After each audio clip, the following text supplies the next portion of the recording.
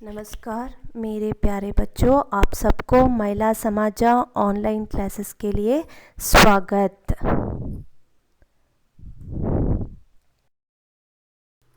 कक्षा 7वीं, विषय हिंदी, पाठ 10 मेरी अभिलाषा है।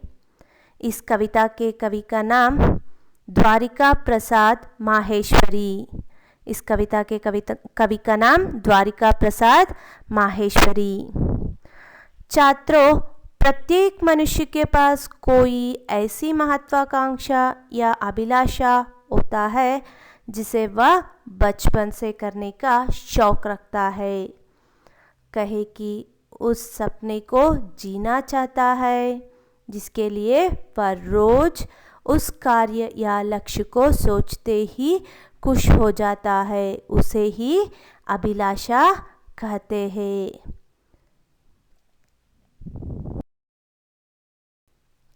कवि परिचय। इस कविता के कवि का नाम द्वारिका प्रसाद माहेश्वरी। कविता के कवि का नाम क्या है? द्वारिका प्रसाद माहेश्वरी। स्थल उत्तर प्रदेश के आगरा के ग्राम रोहता में। उत्ತರ ಪ್ರದೇಶದ ಆಗ್ರಾದ ಬಳಿ ಇರತಕ್ಕಂತಹ ರೋಹತಾ ಅಂತಕ್ಕಂತಹ ಹಳ್ಳಿಯಲ್ಲಿ ಜನಿಸಿದ್ರು। ಜನ್ಮ 1916, ಮೃತ್ಯು 1998। जन्म 1916, मृत्यु 1998। प्रमुख रचनाएं। कविता संग्रह। पहला कविता संग्रह फूल और शूल। फूल और शूल। खंडकाव्य क्रौंचवध सत्य की जीत। खंडकाव्य क्रौंचवध सत्य की जीत। बाल काव्य कृतियाँ वीर तुम बड़े चलो, हम सब सुमन एक उपवन के, सोने की कुल्हाड़ी, कातो और गावो, सूरज सा चमकता मैं बाल गीतायन। पुरस्कार बाल साहित्य पुरस्कार, सरस्वती साधना सम्मान। द्वारिका प्रसाद माहेश्वरी जी अपने जीवन काल में उत्तर प्रदेश हिंदी संस्थान द्वारा बाल साहित्य पुरस्कार और उत्तर प्रदेश सरकार द्वारा सरस्वती साधना सम्मान से पुरस्कृत हुए।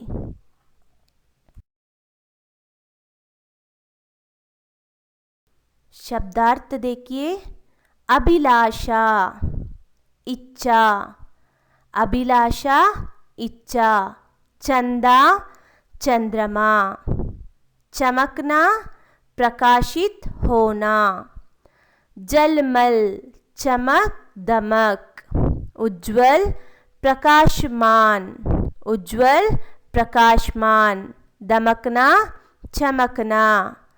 महकना खुशबूदार होना। महकना खुशबूदार होना। विहग पक्षी। चहक कलरव। नभ आकाश। कुहकना पक्षी का बोलना। दृढ़ मजबूत। दृढ़ मजबूत।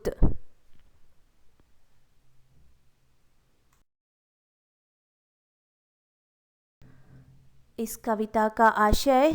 इस कविता में सेवा, त्याग, सहनशीलता, दृढ़ता आदि जीवन मूल्यों को अपनाने का संदेश है। इस कविता में सेवा करने का मनोभाव, ಸೇವೆಯನ್ನು ಮಾಡ್ತಕ್ಕಂಥ ಒಂದು ಮನೋಭಾವನೆ, त्याग, सहनशीलता, टॉलरेंस, सहने वाला शक्ति मतलब तालमें, दृढ़ता मतलब मजबूत स्ट्रांग आदि जीवन मूल्यों को अपनाने का संदेश है। ಇನ್ನು ಮುಂತಾದ ಜೀವನದ ಮೌಲ್ಯಗಳನ್ನು ನಮ್ಮದಾಗಿಸ್ಕೊಳ್ತಕ್ಕಂಥ ಒಂದು ಸಂದೇಶವನ್ನು ನೀಡಲಾಗಿದೆ। अब पद्य देखिए। सूरज सा दमकूं मैं, चंदा सा चमकूं मैं, जलमल जलमल उज्ज्वल, तारों सा दमको मैं मेरी अभिलाषा है, मेरी अभिलाषा है।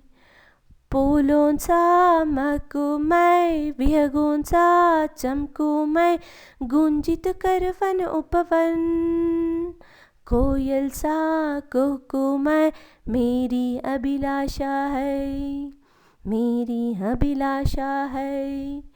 नभ से निर्मलता लूं, शशि से शीतलता लूं, धरती से सहिष्णुता, पर्वत से दृढ़ता लूं। मेरी अभिलाषा है, मेरी अभिलाषा है। सूरज सा दमकूं मैं, चंदा सा चमकूं मैं, जलमल जलमल उज्ज्वल, तारों सा दमकूं मैं, मेरी अभिलाषा है। छात्रों, आप जानते हैं सुबह होते ही सूरज और रात को चंद्रमा आते हैं।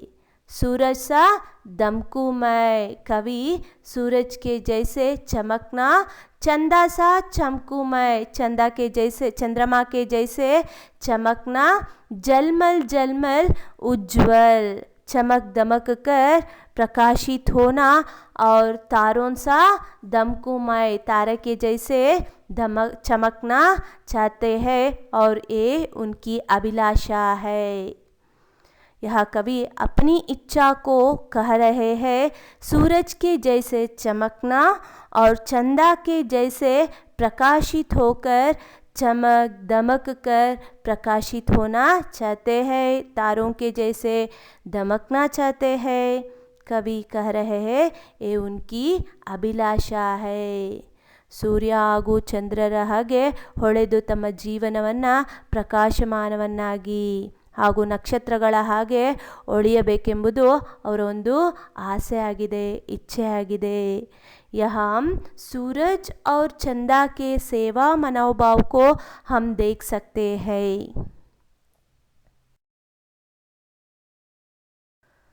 फूलों सा महकूं मैं, विहगों सा चमकूं मैं, गूंजित कर उपवन, कोयल सा कुहकूं मैं, मेरी अभिलाषा है। फूलों सा महकूं मैं, फूलों के जैसे खुशबूदार होना चाहते हैं। कौन? कवि। महकू, महकू का मतलब है खुशबूदार होना। विहगों सा चमकूं मैं, विहग, विहग का मतलब है पक्षी, पक्षी के तरह चहकना चाहते हैं, पक्षी के पक्षियों के तरह कलरव करना चाहते हैं। गूंजित कर वन उपवन, वन और उपवन में गूंजित करना चाहते हैं। कोयल सा कुहकूं मैं, कोयल के जैसे बोली बोलना चाहते हैं, और ये उनकी अभिलाषा है। छात्रों, फूल कितना खुशबूदार होते हैं, है ना। फूलों सा महकूं मैं ಅಂದರೆ ಎಷ್ಟು ಸುಗಂಧವಾಗಿರುತ್ತಲ್ವ ಹೂಗಳು। ಸೊ ಅದೇ ರೀತಿಯಲ್ಲಿ खुशबूदार होना चाहते हैं, उसी तरह कवि भी खुशबूदार होना चाहते हैं। मतलब सभी फूलों के खुशबू को पसंद करते हैं, है ना। ಹೂವಿನ ಹಾಗೆ ಸುಗಂಧವಾಗಿರಬೇಕು, ಸುಗಂಧಿತವಾಗಿರಬೇಕು। पक्षियों के जैसे कलरव करके वन उपवन में गूंजित करना चाहते हैं।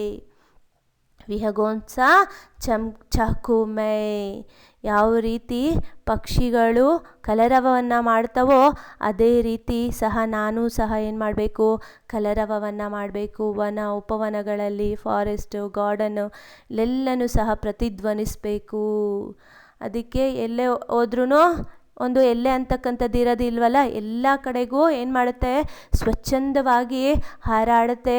ಉಸಿ ಥರ कवि भी कलरव करना चाहते हैं।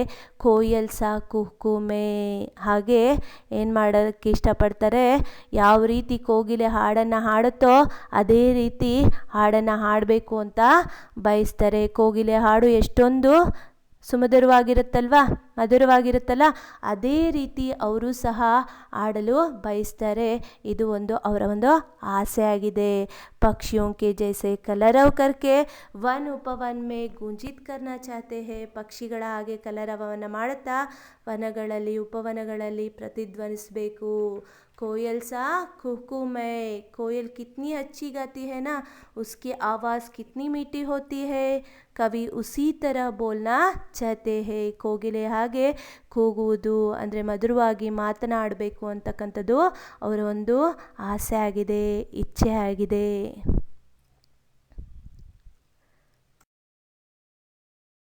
नभ से निर्मलता लूँ, शशि से शीतलता लूँ, धरती से सहिष्णुता, पर्वत से दृढ़ता लूँ, मेरी अभिलाषा है. नभ से निर्मलता लूँ. नभ का मतलब है आकाश. आकाश से क्या लेना चाहता है? स्वच्छंद लेना चाहता है, ಕ್ಲೀನ್ನೆಸ್ಸನ್ನು ತಗೊಳ್ಬೇಕು. ಶಶಿ ಸೆ ಶೀತಲತಾ ಲೂ, ಚಂದ್रमा. शशि का मतलब चंद्रमा से ठंडी लेना, शीतलता लेना. धरती से सहिष्णुता, पृथ्वी से क्या लेना चाहते हैं? सहन करने की भावना लेना चाहता है. पर्वत से दृढ़ता, पर्वत कितना मजबूत होता है उसी तरह वह भी मजबूत बनना चाहते हैं.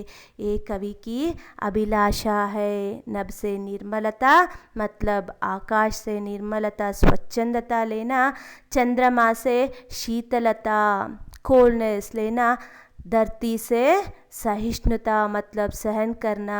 पर्वत से दृढ़ता मतलब पर्वत कितना मजबूत होते हैं उसी तरह बनने की अभिलाषा कवि को है.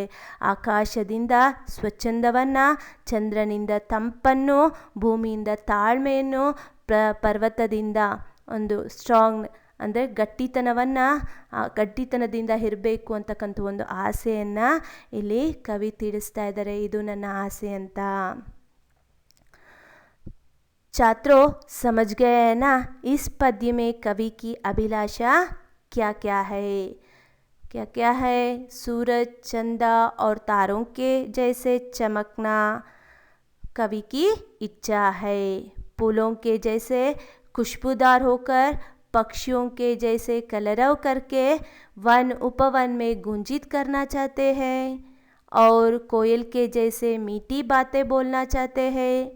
आकाश से निर्मलता लेकर, चंद्रमा से शीतलता लेकर, धरती से सहन करना और पर्वत से मजबूत लेना कवि की इच्छा है ना. समझ गए ना छात्रों आप भी अपने जीवन में अभिलाषा रखकर आगे बढ़िए.